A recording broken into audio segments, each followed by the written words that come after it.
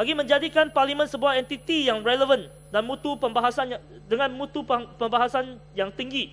Pertamanya, ia haruslah mempunyai struktur pentadbiran yang bebas, yang dipimpin secara bersama oleh Speaker dan Presiden Dewan Negara dengan penyertaan ahli-ahli kerajaan dan serta pembangkang dari kedua-dua Dewan.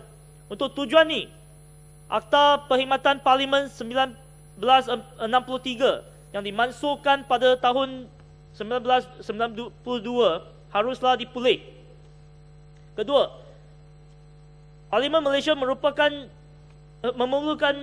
suatu sistem jawatan kuasa yang berfungsi. Sesebuah parlimen tidak akan berkesan dalam menjalankan urusan tanpa sistem jawatan kuasa yang efektif dan komprehensif. Sebenarnya kebanyakan urusan parlimen seharusnya dijalankan oleh jawatan kuasa supaya ahli-ahli pihak kerajaan dan pembangkang dapat bersama-sama mengkaji dan meneliti ruang undang-undang dan bajet secara objektif. Sistem jawatan kuasa juga akan menggalakkan ahli-ahli supaya menjadi pakar bidang-bidang dasar dan dengan sedemikian juga meningkatkan mutu pembahasan parlimen.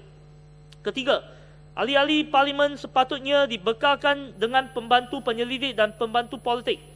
Parlimen sepatutnya menyediakan sekurang-kurangnya 2 pembantu politik dan pembantu penyelidik yang berkelayakan bagi membantu setiap ahli parlimen agar mereka dapat menjalankan bidang tanggungjawab mereka dengan berkesan. Keempat, ahli-ahli parlimen patut dilengkapi dengan pejabat di parlimen maupun di kawasannya. Kerajaan patut mempertimbangkan cadangan membina bangunan-bangunan tambahan di kawasan parlimen bagi menempatkan kesemua ahli parlimen dan senator bagi memudahkan kerja mereka. Kelima, tempat letak kereta di parlimen. Bangunan parlimen didirikan pada tahun 1963. Pada waktu itu hanya terdapat beberapa kereta saja di Kuala Lumpur. Akan tetapi buat masa sekarang memiliki kenderaan peribadi merupakan satu keperluan di Kuala Lumpur kerana kegagalan dasar pengangkutan. Juga disebabkan sistem pengangkutan awam yang tidak memuaskan. Justeru, tempat letak kereta bertingkat perlu dibina bagi menempatkan jumlah kenderaan yang semakin bertambah di parlimen. Keenam, bilik media juga haruslah dibesarkan untuk menumpang keperluan pemberita media masa. Ketujuh, kaki tangan, struktur fiskal dan sumber-sumber keperluan di dalam perpustakaan parlimen juga perlu ditambah 10 kali ganda daripada apa yang sedia ada pada waktu ini. Parlimen Australia hanya penyelidik dalam Parlimen Australia Parlimen Australia ada 200 penyelidik.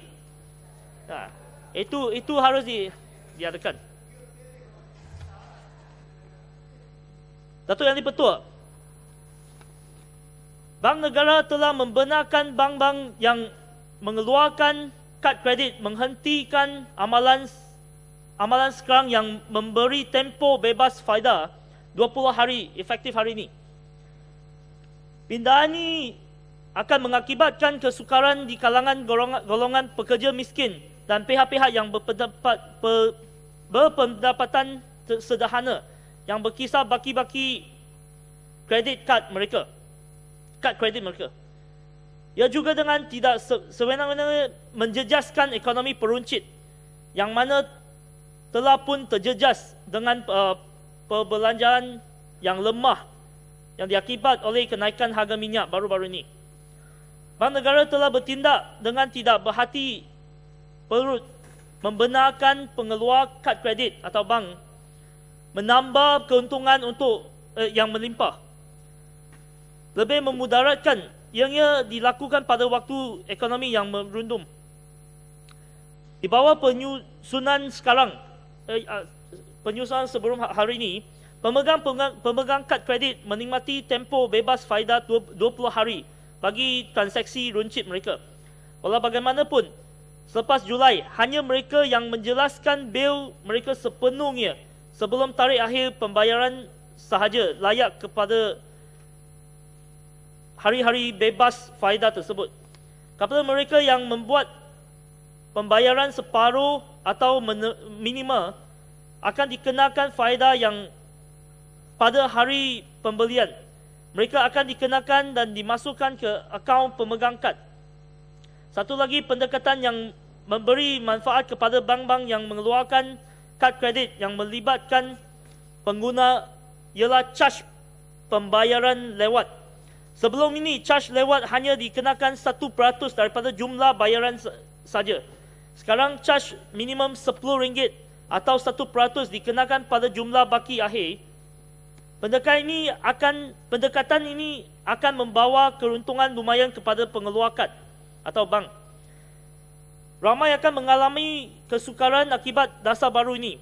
Bukan hanya kalangan golongan pekerja miskin, tetapi juga golongan yang berpendapatan sederhana, yang kebanyakan ini dari kalangan kaki tangan kerajaan berpangkat rendah.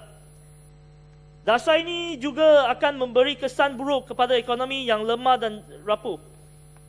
Memandangkan kos kewangan bagi golongan pekerja miskin dan bergaji sederhana meningkat dengan mendadak,